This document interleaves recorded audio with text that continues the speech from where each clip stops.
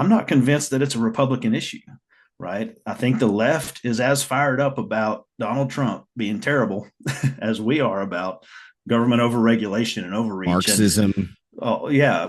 So they are as fired up about how terrible things are as we are for different reasons, right? So to me, if Harris wins, the Texans get mad and our secession cause goes forward. If Trump wins, the Californians get mad and our secession cause goes forward, because the ultimate goal is really smaller, more homogenous governments that actually suit our preferences, right? Well, I want and California to have it their way. Yeah, and I'm sure California wants to have it their way, sure just like we in Texas really wanted to have it our way these past 4 years during the Biden regime.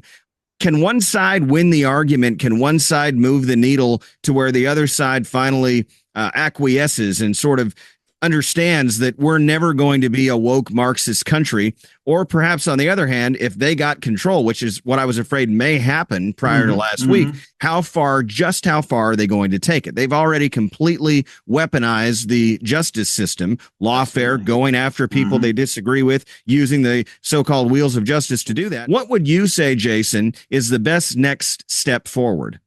So the best next step is to envision what does your ideal world look like, right? And try to work towards that. But here's the caveat. Here's where I take a different angle than many people. You talked a lot about taking control of the government and forcing your way on the others. And we are at an intractable position there. Every time the red team is in charge, they force some things. The blue team goes nuts, and and every time the blue team's in charge, they force some stuff, right? Absolutely, we go nuts. So the point is, the problem is really using the levers of power to control the culture or to have it your way, right? So to me, the solution is let me have it my way over here, and I'll leave you alone, and you can have it your way over there. So if the Northeast and California want to become Scandinavian socialist republics, okay, cool, do it over there. Not here. If Texas wants to be something different than that, cool, let us do it over here. So the key really is the lack of use of force, the lack of coercion. You talked about lawfare. Like, we have to agree not to jack with each other, not to mess with each other at that level. Again, I come in kind of libertarian in the book, that non-aggression is really the key to the whole thing. So a divorce, for example, doesn't cause a murder. Okay, people don't always get along, but there's this expectation that during the process, even if you're very angry, nobody's going to kill each other, right? I think that's why I like the metaphor. Usually not. Usually not, and if they do, that's wrong, right?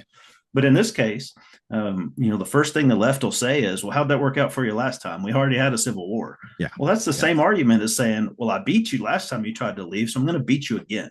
It's just a threat of violence. That's not okay. No, it's not. It's certainly not. Your book is available for viewers to purchase on Amazon.